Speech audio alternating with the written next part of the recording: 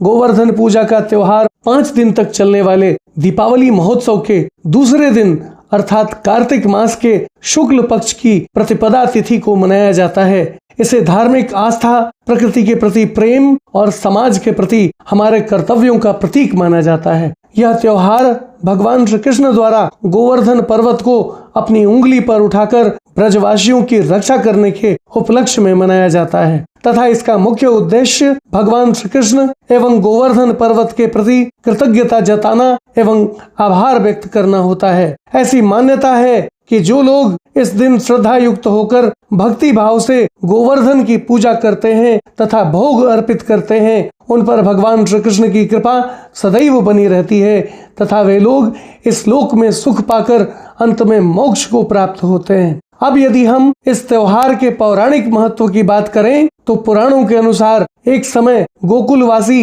इंद्रदेव को प्रसन्न करने के लिए हर वर्ष उनकी पूजा किया करते थे।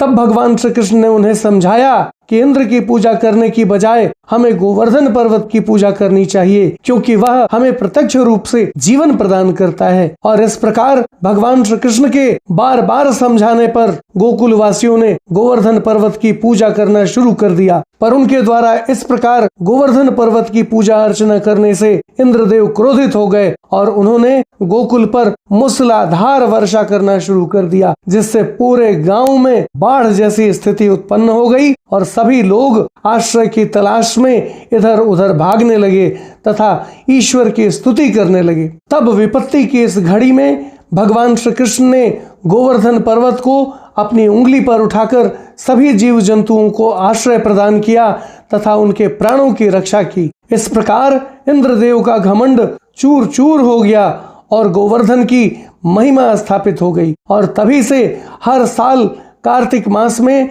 दीपावली के दूसरे दिन गोवर्धन पूजा का त्योहार मनाने की परंपरा चली आ रही है। मित्रों, बताना चाहूंगा कि धार्मिक और पौराणिक महत्व के साथ साथ गोवर्धन पूजा का वैज्ञानिक महत्व भी है। गोवर्धन पूजा हमें प्रकृति के संरक्षण का संदेश देता है तथा प्रकृति के साथ संतुलन बनाकर जीवन जीने की प्रेरणा देता है।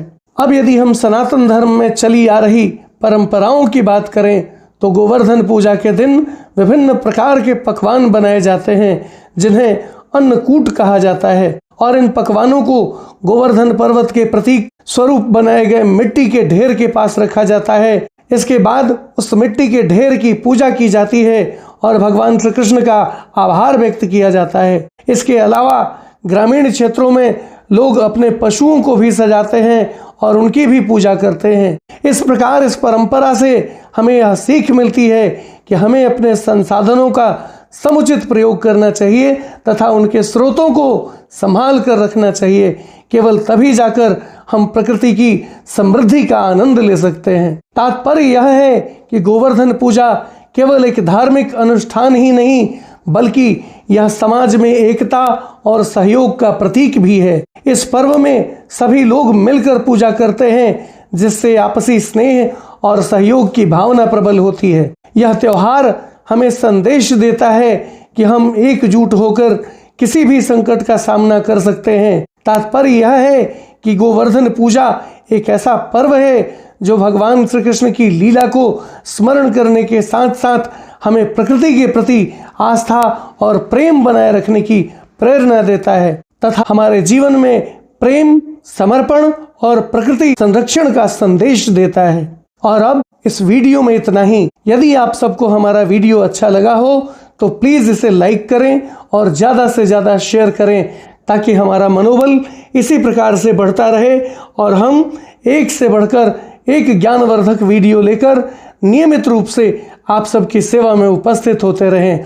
और तब तक के लिए बने रहें हमारे चैनल अतुल्य जीवन पर।